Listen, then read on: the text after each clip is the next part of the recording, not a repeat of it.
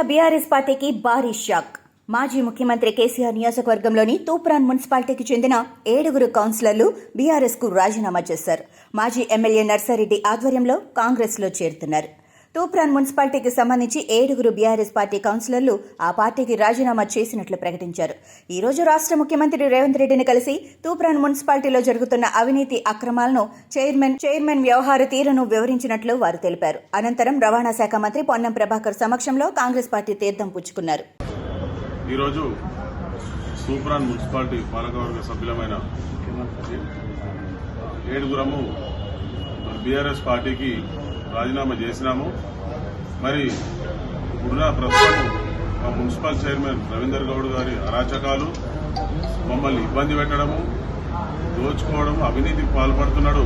మరి ఆయన నిరంకుశ వైఖరికి మేము నిరసనగా మరి బీఆర్ఎస్ పార్టీకి రాజీనామా చేసి మరి కాంగ్రెస్ పార్టీకి మరి మనం గౌరవ ముఖ్యమంత్రి వర్యులైన రేవంత్ రెడ్డి గారి సమక్షంలో మరి కలిసి ఈ కాంగ్రెస్ పార్టీలో మేము అందరం ఏక నిర్ణయం తీసుకొని చేరుతున్నాం.